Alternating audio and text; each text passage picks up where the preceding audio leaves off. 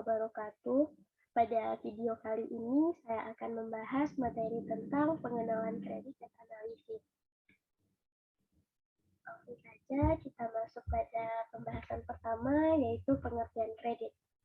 Menurut Undang-Undang Perbankan, kredit merupakan penyediaan uang atau tagihan yang dapat disamakan dengan itu berdasarkan persetujuan atau kesepakatan pinjam-meminjam antara bank dan pihak lain yang mewajibkan pihak peminjam untuk melunasi utangnya setelah jangka waktu tertentu dengan pemberian bunga. Selanjutnya yaitu tujuan kredit. Tujuan yang pertama yaitu untuk mendapatkan keuntungan dari bunga. Tujuan kedua, untuk membantu nasabah dalam memenuhi kebutuhan. Dan tujuan yang ketiga yaitu untuk memajukan perekonomian Indonesia melalui kredit. Adapun fungsi kredit yang pertama yaitu berfungsi untuk meningkatkan daya guna uang. Dengan adanya layanan pinjaman diluncurkan agar uang tetap produktif dan menghasilkan keuntungan bagi bank. Fungsi kredit yang kedua yaitu meningkatkan peredaran uang. Peredaran uang di suatu wilayah pun bertambah berkat pemanfaatan kredit tersebut. Fungsi yang ketiga yaitu memotivasi kemajuan usaha. Dengan adanya layanan kredit berfungsi untuk memotivasi pengusaha dalam memajukan bisnisnya. Yang keempat yaitu berfungsi untuk meningkatkan daya guna barang produksi. Dengan ada bantuan kredit dari perbankan berguna sebagai modal untuk meningkatkan kualitas produk. Fungsi yang keempat yaitu fungsi yang kelima yaitu meningkatkan stabilitas ekonomi. Kredit juga digunakan untuk penyaluran barang-barang ekspor hingga ke pasar luar negeri. Dengan adanya kegiatan ekspor hingga ke pasar luar negeri, maka akan meningkatkan stabilitas ekonomi. Dan fungsi yang keenam yaitu merevolusi pola pikir masyarakat Indonesia. Dengan kehadiran kredit, ini perlahan-lahan mengubah pola pikir masyarakat sehingga mereka tidak perlu menunda-nunda memulai usaha. Jadi jika masyarakat tersebut ingin membuka usaha, mereka tidak perlu khawatir dengan kekurangan dana karena bank telah menyediakan layanan kredit. Selanjutnya yaitu unsur-unsur kredit. Yang pertama yaitu adanya badan atau orang yang memiliki uang, barang atau jasa yang bersedia untuk meminjamkan kepada pihak lain. Badan atau orang yang memiliki uang, barang atau jasa ini biasanya disebut dengan kreditur. Yang kedua yaitu adanya pihak yang membutuhkan atau meminjam uang, barang ataupun jasa. Biasanya pihak ini sering disebut dengan debitur. Yang ketiga, adanya kepercayaan dari kreditur terhadap debitur. Yang keempat, adanya janji dan kesanggupan membayar dari debitur kepada kreditur. Yang kelima, adanya perbedaan waktu, yaitu perbedaan antara saat penyerahan uang, barang atau jasa oleh kreditur dengan pada saat pembayaran kembali dari debitur. Yang keenam yaitu adanya risiko, yaitu sebagai akibat dari adanya perbedaan waktu. Yang ketujuh yaitu adanya bunga yang harus dibayar oleh debitur kepada kreditur. Selanjutnya jenis-jenis kredit. Jenis-jenis kredit ini ada 10. Yang pertama ada kredit investasi. Kredit investasi ini tergolong dalam kredit produktif, yaitu diajukan untuk kegiatan produksi, investasi, atau menjalankan usaha dan ditujukan kepada perusahaan. Yang kedua ada kredit usaha rakyat atau biasa disebut dengan KUR. KUR ini merupakan program pemerintah yang hadir sejak tahun 2007 untuk membantu usaha mikro, kecil, dan menengah atau UMKM dalam mendapatkan modal bisnis, yang bertujuan agar masyarakat tidak perlu bingung mencari sumber dana untuk menjalankan usahanya. KUR ini terdiri dari beberapa bentuk, yaitu ada KUR mikro, KUR retail, KUR penempatan TKI, dan KUR khusus. Yang ketiga ada kredit modal kerja atau KMK. Kredit modal kerja ini digunakan untuk membiayai kebutuhan perusahaan secara jangka pendek, seperti pembayaran utang, pemberian gaji karyawan, pengadaan stok barang. Yang keempat ada kredit perumahan. Kredit perumahan ini untuk membantu nasabah yang ingin memiliki properti seperti rumah, ruko, dan gedung. Yang kelima ada kredit kendaraan bermotor. Kredit kendaraan bermotor ini digunakan untuk membeli alat transportasi pribadi beroda 2 ataupun beroda 4 kecuali truk. Yang keenam ada kredit rekening koran. Kredit rekening koran ini untuk melakukan penarikan dana dari rekeningnya sebagai bentuk pinjaman. Kita harus melakukan kesepakatan bersama pihak bank dan menentukan jumlah plafon sebelum memanfaatkan pinjaman rekening koran. Yang ketujuh ada installment loan. Program ini sering menjadi pilihan opsi pembayaran cicilan nasabah pada umumnya. Karena prosedurnya yang sederhana, yaitu dengan mengajukan pinjaman kepada bank, kemudian melakukan pembayaran cicilannya beserta bunganya sesuai dengan kesepakatan. Dan jika terjadi keterlambatan, maka akan mendapatkan denda dari pihak bank. Yang kedelapan yaitu kartu kredit. Bank mengeluarkan kartu kredit ini sebagai fasilitas pinjaman kepada nasabah secara pribadi dan dapat digunakan untuk memenuhi kebutuhan secara konsumtif ataupun produktif. Yang kesembilan ada kredit dengan jaminan.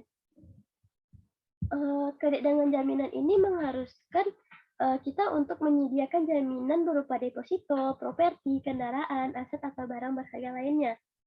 Yang ke-10 yaitu ada kredit tanpa agunan atau KTA. KTA ini tidak mewajibkan kita untuk memberikan jaminan atas pinjaman. Dan proses pencairan dananya itu cepat dikarenakan bank tidak perlu melakukan pengecekan aset sebagai jaminannya. Selanjutnya ada prinsip-prinsip pemberian kredit. Yang pertama ada prinsip karakter. Pada prinsip karakter ini maksudnya itu yaitu sifat atau watak dari calon debitur. Hal ini dilakukan untuk meyakinkan bank bahwa sifat calon debitur benar-benar dapat dipercaya. Yang kedua ada prinsip kapasitas. Bank akan melihat kemampuan calon debitur dalam mengembalikan kredit yang dikaitkan dengan kemampuannya dalam mengelola bisnis dan mendapatkan laba. Yang ketiga yaitu prinsip kapital. Bank akan melihat kecukupan modal yang dimiliki calon debitur dalam menjalankan usahanya. Yang keempat ada prinsip condition. Pihak bank akan berusaha melihat kestabilan finansial dari calon debitur. Yang kelima ada prinsip kolateral.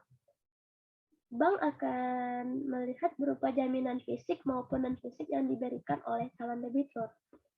Yang keenam yaitu prinsip constraint, yaitu bank akan melihat batasan dan hambatan yang menyebabkan suatu bisnis tidak dapat dilaksanakan karena kondisi tertentu seperti tempat, iklim, dan masyarakat. Selanjutnya ada aspek-aspek penilaian kredit, yaitu yang pertama ada aspek yuridis atau hukum, yaitu penilaian kredit adalah masalah legalitas badan usaha serta izin-izin yang dimiliki perusahaan yang mengajukan kredit. Yang kedua ada aspek pemasaran, yaitu permintaan terhadap produk yang dihasilkan sekarang ini dan di masa yang akan datang dan bagaimana prospeknya. Yang ketiga ada aspek keuangan, yaitu sumber-sumber dana yang dimiliki untuk membiayai usahanya dan bagaimana penggunaan dana tersebut. Yang keempat ada aspek teknis dan operasi. Pada aspek teknis dan operasi ini membahas masalah yang berkaitan dengan produksi seperti kapasitas yang digunakan, masalah lokasi, layout ruangan, dan mesin-mesin terhadap jenis mesin yang digunakan. Selanjutnya ada aspek manajemen.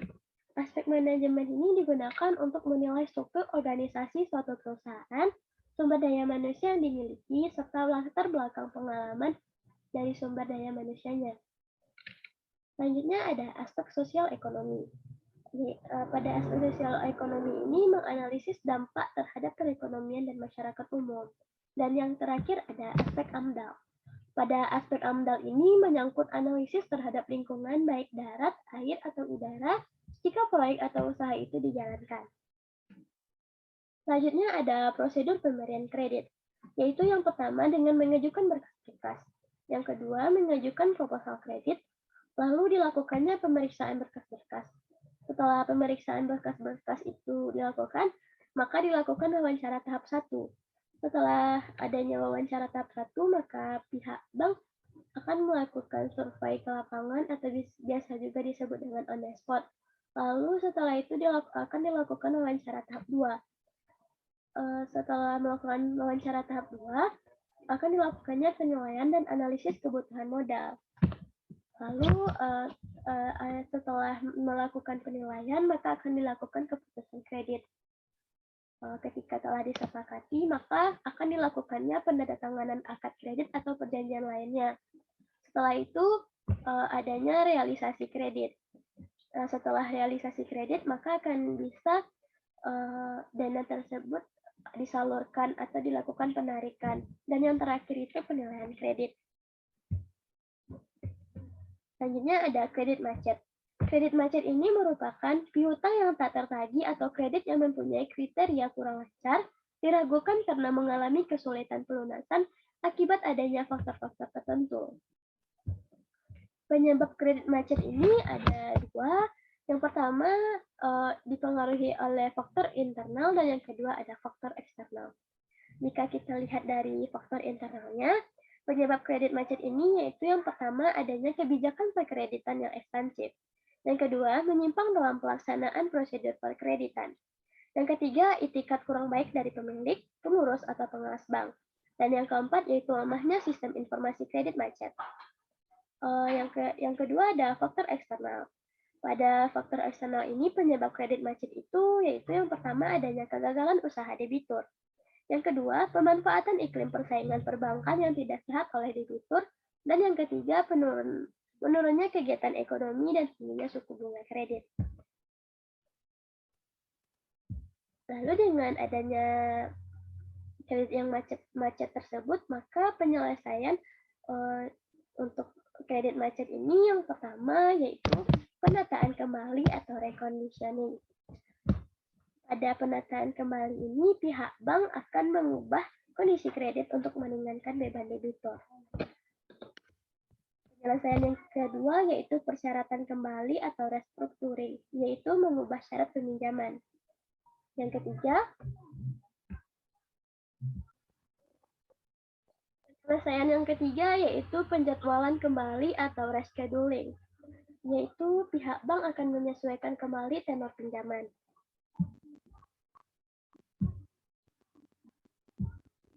Baiklah, demikian pembahasan materi tentang pengenalan kredit dan analisisnya. Semoga bermanfaat.